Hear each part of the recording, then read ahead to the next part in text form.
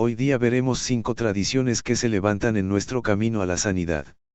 En Marcos 7 del 5 al 7 nos encontramos uno de los motivos principales por las que no recibimos de Dios. Ahí leemos, le preguntaron, pues, los fariseos y los escribas, ¿por qué tus discípulos no andan conforme a la tradición de los ancianos, sino que comen pan con manos inmundas?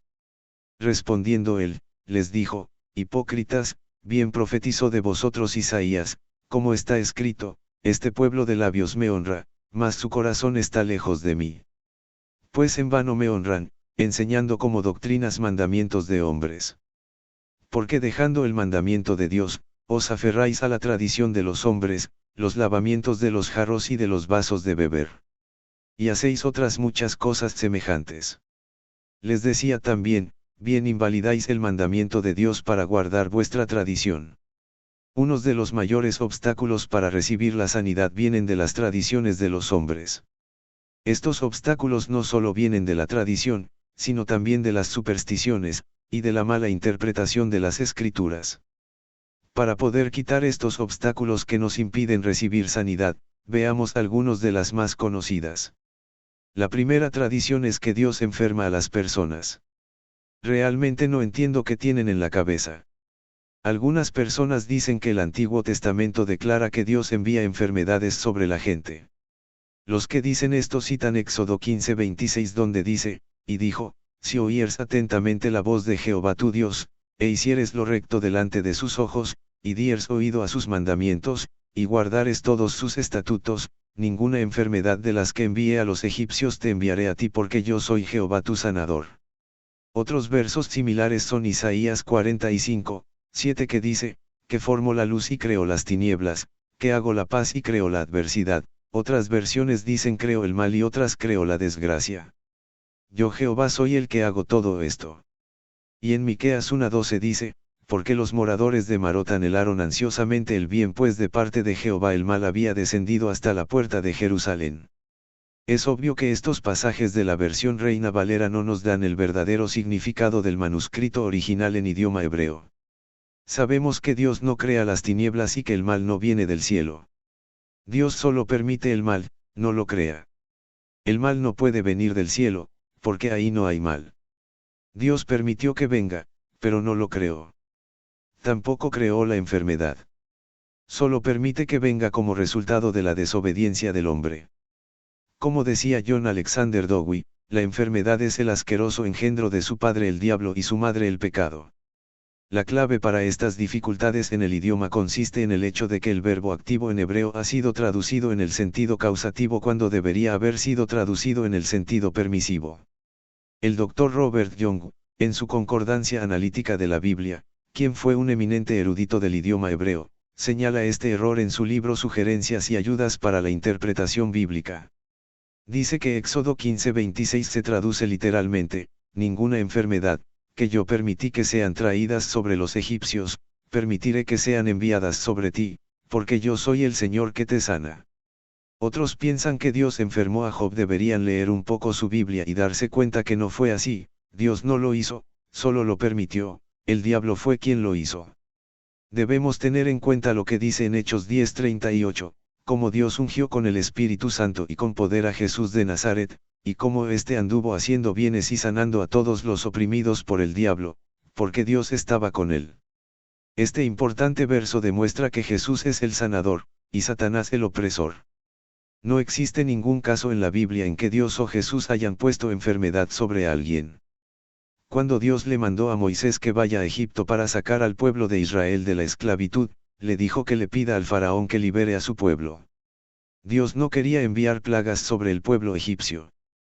Pero cuando Faraón endureció su corazón, Dios retiró su mano protectora y permitió que las plagas arrasaran la tierra de Egipto.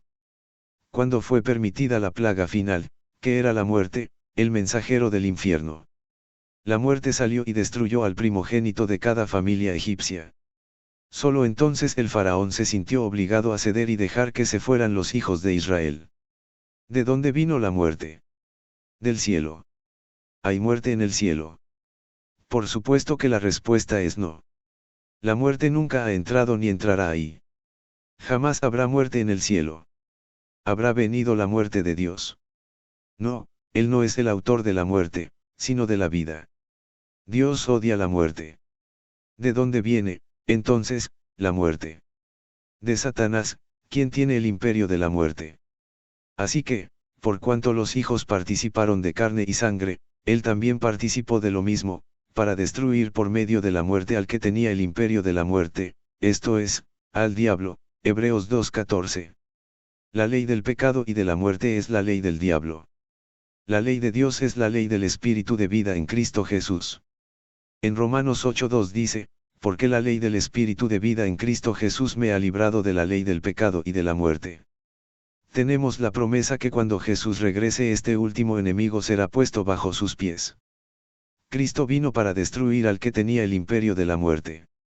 Satanás aún no está destruido, pero será puesto en el abismo por 1000 años luego del retorno de Jesús.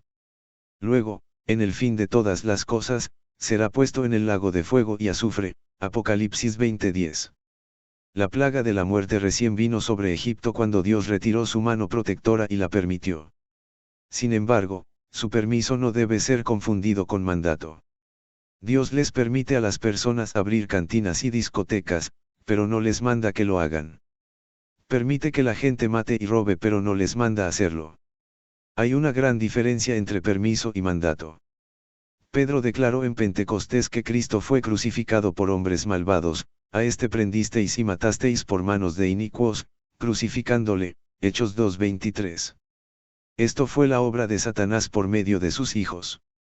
En Juan 8:44 Jesús dijo, vosotros sois de vuestro padre el diablo, y los deseos de vuestro padre queréis hacer. Los fariseos fueron quienes enardecieron al sumo sacerdote y al concilio. Eran el diablo y sus hijos. Dios lo permitió, pero no fue su obra. El hecho de que Dios permita la iniquidad no significa que la gente tenga que pecar, como tampoco que la gente se ponga en contra de Cristo.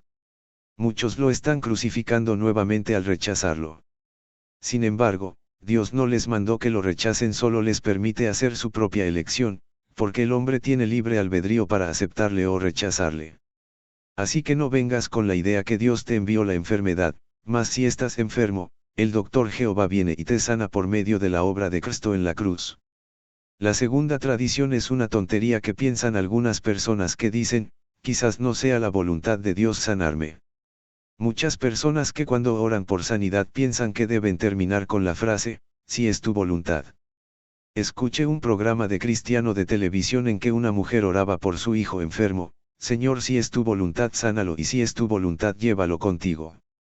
Cuando su hijo murió pensó que esa había sido la voluntad de Dios. Ese tipo de oración es total falta de conocimiento de la voluntad de Dios, porque claramente está escrito en su palabra que su voluntad es sanarnos. Los pecadores no oran, Señor, sálvame si es tu voluntad. Sería algo ridículo, pues la palabra de Dios declara que el Señor está, queriendo que ninguno perezca, sino que todos procedan al arrepentimiento, segunda de Pedro 3:8. También dice que el que quiera, tome del agua de la vida gratuitamente, Apocalipsis 22:17. Por eso, el pecador jamás debe orar, si es tu voluntad. Esto es tan tonto como el que un hijo de Dios ore, Señor, sáname si es tu voluntad. La palabra de Dios nos dice claramente que Jesús ya pagó el precio de nuestra sanidad. Por ejemplo, en Mateo 8:17 dice, Él mismo tomó nuestras enfermedades, y llevó nuestras dolencias. Cuando leemos este verso y entendemos completamente lo que realmente está diciendo, va a provocar una revolución en nuestras vidas, porque seremos capaces de enfatizar la palabra nuestras. Tal como Pablo decía, mirad con cuán grandes letras os escribo, de ese mismo modo declararemos que Él mismo tomó nuestras enfermedades, y llevó nuestras dolencias, y nosotros estamos incluidos en la palabra nuestras. Podemos decir confiadamente que Él tomó nuestras enfermedades y llevó nuestras dolencias. Esto lo traerá directamente a donde vivimos. Nunca más tendremos que llevar nuestras enfermedades. Él las llevó para que nosotros podamos estar libres. Ya no hay necesidad alguna de que ambos las llevemos. Si Jesús las llevó para que fuésemos libres, ¿por qué debemos orar si es tu voluntad? La Biblia declara cuál es su voluntad. A la mayoría de personas que no creen en la sanidad divina no les gusta este verso. Una persona dijo que este verso significa que Cristo tomó las enfermedades de la gente que vivió en su tiempo, pero que no es para nosotros hoy. Parece que se olvidó que Mateo escribió su evangelio después que Jesús murió. Si la sanidad solo era para los que vivieron cuando Jesús vivió en la tierra, Mateo hubiera escrito, él mismo tomó sus enfermedades y llevó sus dolencias. Pero Mateo no escribió eso. El Espíritu Santo, a través de Mateo, escribió, él mismo tomó nuestras enfermedades y llevó nuestras dolencias. Otra persona desarrolló la teoría de que este verso, en vez de referirse al pasado, se refiere al futuro, que este verso se cumplirá en el milenio. Pero esto no puede ser cierto, porque entonces no habrá necesidad de sanidad, ya que la maldición será quitada. Pablo dijo que seríamos transformados en un instante, en un abrir y cerrar de ojos, 1 Corintios 15:52. Nuestros cuerpos no estarán llenos de enfermedad en el milenio, así que no necesitaremos la provisión de la sanidad. La promesa de la sanidad divina nos pertenece ahora, porque es en esta vida que estamos sujetos a la enfermedad. La promesa de que Él tomó nuestras enfermedades y llevó nuestras dolencias nos pertenece hoy. Por eso no necesitamos orar, si es tu voluntad, porque su palabra nos muestra claramente su voluntad. Pero alguien podría preguntar, sin citar el verso completo. Pero Cristo no enseñó a orar, Padre, hágase tu voluntad. Lo que no se da cuenta esta persona es que el usar esta porción de la Biblia es solo usar la mitad de la verdad. Y como alguien dijo, cuídense de las medias verdades, puede que reciban la mitad incorrecta. Y como dice la ley de la hermenéutica, un texto sin contexto no es más que un pretexto, pero jamás un punto doctrinal. Lo que Cristo nos enseñó a orar es, hágase tu voluntad, como en el cielo, así también en la tierra. Lo que Cristo nos estaba enseñando a orar es que la voluntad de Dios sea hecha aquí en la tierra así como es hecha en el cielo. Y por ese motivo, como no hay enfermedades ni dolencias en el cielo, entonces su voluntad es que tampoco haya enfermedades ni dolencias en la tierra. Si su voluntad se hace verdaderamente en la tierra como se hace en el cielo, no habrá enfermedades ni dolencias. Un hombre dijo que él sabía que la voluntad de Dios era no sanarle una dolencia física que tenía. Contaba que una mañana cuando se despertó, su cuarto se llenó de luz y alguien que tenía una túnica larga y blanca se le apareció. Aunque no vio su rostro, el hombre pensó que era Jesús. Esta persona le dijo, no es mi voluntad sanarte. Luego desapareció. El hombre aceptó como cierto que no era la voluntad de Dios sanarle. No se dio cuenta de que era el diablo que lo estaba engañando. Podemos estar tan seguros que la sanidad divina es la voluntad de Dios como lo estamos que salvar a los perdidos es su voluntad. Nosotros lo sabemos porque conocemos su palabra y su palabra es su voluntad. La misma Biblia que dice en Juan 3:16 que de tal manera amó Dios al mundo que dio a Hijo unigénito para que todo aquel que crea en él no se pierda sino que tenga vida eterna, es la misma que dice en Mateo 8:17 que él mismo tomó nuestras enfermedades y llevó nuestras dolencias. Es la misma que dice, ciertamente llevó él nuestras enfermedades, y sufrió nuestros dolores y nosotros le tuvimos por azotado, por herido de Dios y abatido. Mas el herido fue por nuestras rebeliones, molido por nuestros pecados, el castigo de nuestra paz fue sobre él, y por su llaga fuimos nosotros curados, Isaías 53, 4-5. Y es la misma Biblia que dice, quien llevó él mismo nuestros pecados en su cuerpo sobre el madero, para que nosotros, estando muertos a los pecados, vivamos a la justicia, y por cuya herida fuisteis sanados, 1 de Pedro 2:24. Jesucristo es el mismo ayer, hoy y por siempre, Hebreos 13:8. Él nunca cambia. Él sigue sanando porque su palabra sigue vigente hoy. Nuestra tercera tradición es que Pablo tenía un aguijón en la carne. Esta es una favorita de la gente religiosa. En 2 de Corintios 12 del 7 al 10 está escrito, y para que la grandeza de las revelaciones no me exaltase desmedidamente, me fue dado un aguijón en mi carne, un mensajero de Satanás que me abofetee, para que no me enaltezca sobremanera, respecto a lo cual 3 veces he rogado al Señor, que lo quite de mí. Y me ha dicho, bástate mi gracia porque mi poder se perfecciona en la debilidad. Por tanto, de buena gana me gloriaré más bien en mis debilidades, para que repose sobre mí el poder de Cristo.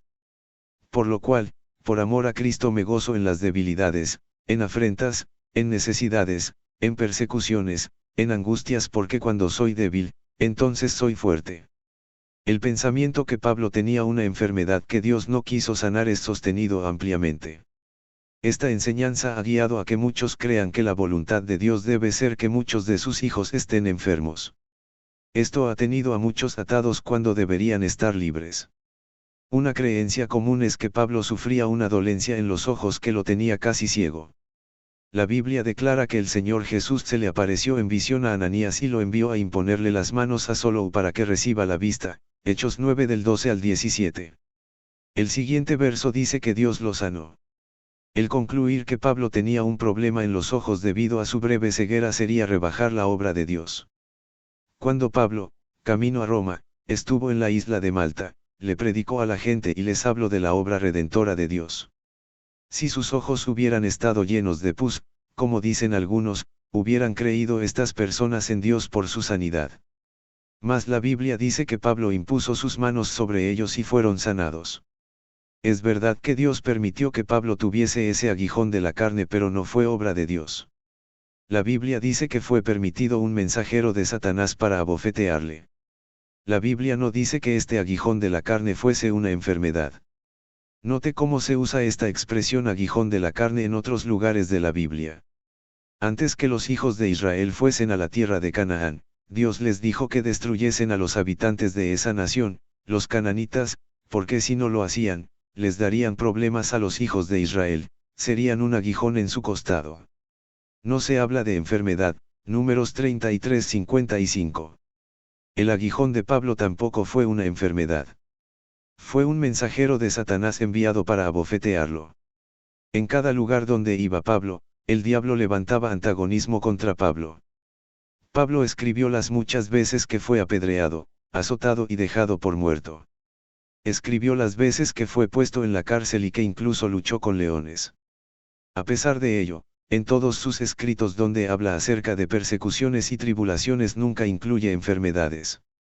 En ningún lugar de la Biblia encontramos que en algún momento de su ministerio Pablo estuviese incapacitado por enfermedad. ¿Por qué permitió Dios que este aguijón en la carne abofetee a Pablo? La Biblia dice que fue para que Pablo no desarrolle orgullo debido a las visiones y revelaciones que había tenido. Por eso, antes que escuches a alguien declarar que tiene un aguijón en la carne, sería bueno que le preguntes cuántas visiones y revelaciones ha tenido. Muchos de los que piensan que tienen un aguijón en la carne no han tenido ningún tipo de revelación ni una visión. En su ignorancia y duda lo único que hacen es permitirle a Satanás que los derrote y los mantenga lejos de las bendiciones de Dios. Sin embargo, hay algunos que tienen un aguijón en la carne en algunas de las formas que tuvo Pablo, porque el diablo está siempre para levantarle problemas y obstaculizar la obra que están haciendo para Dios. Pero noten que Dios dijo, bástate mi gracia.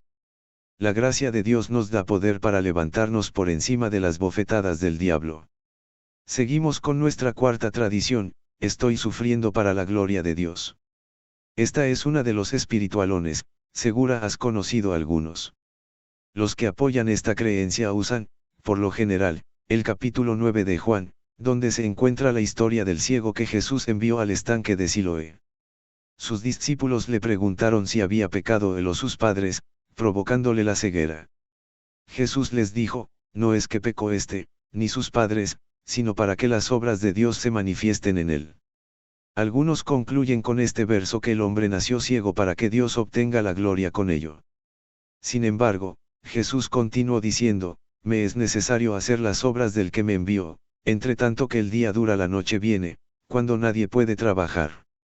Las obras de Dios no se manifestaron en el ciego hasta que Cristo hizo aquello para lo cual fue enviado cuando sanó la ceguera del hombre. ¿Qué podemos decir de Lázaro? No dice la Biblia que estaba enfermo para la gloria de Dios. Al leer la historia en el capítulo 11 del Evangelio de Juan, vemos que Jesús estaba con sus discípulos cuando le llegaron noticias que Lázaro estaba enfermo. En lugar de correr al lado de su amigo, Jesús se tardó a propósito. Le dijo a sus discípulos, esta enfermedad no es para muerte, sino para la gloria de Dios, para que el Hijo de Dios sea glorificado por ella. Verso 4. Cuando Jesús llegó a Betania con sus discípulos, hacía 4 días que Lázaro estaba muerto. Marta corrió a Jesús y le dijo que si hubiese estado ahí, su hermano no hubiera muerto. Jesús le dijo que era la resurrección y la vida. En Juan 11 del 24 al 26 leemos, Marta le dijo, yo sé que resucitará en la resurrección, en el día postrero. Le dijo Jesús, yo soy la resurrección y la vida. El que cree en mí, aunque esté muerto, vivirá. Y todo aquel que vive y cree en mí, no morirá eternamente. ¿Crees esto?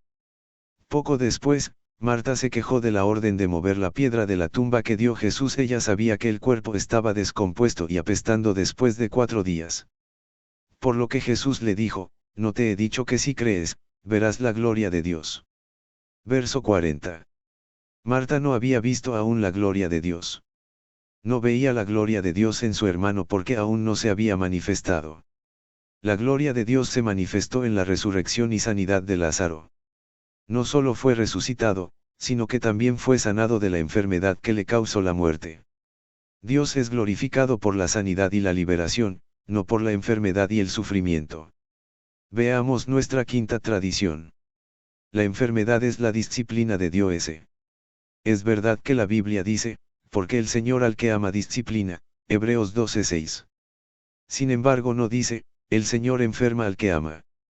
Es un error tomar una pequeña porción de la Biblia y tratar de probar algo. No hay referencia a la enfermedad en este texto. La palabra disciplina no implica enfermedad o dolencia en el texto original griego. Para conocer el completo significado de esta palabra veamos los escritos del reconocido erudito del idioma griego, el Dr. Robert Young W. Vine, autor del libro Diccionario Expositivo de Palabras del Nuevo Testamento.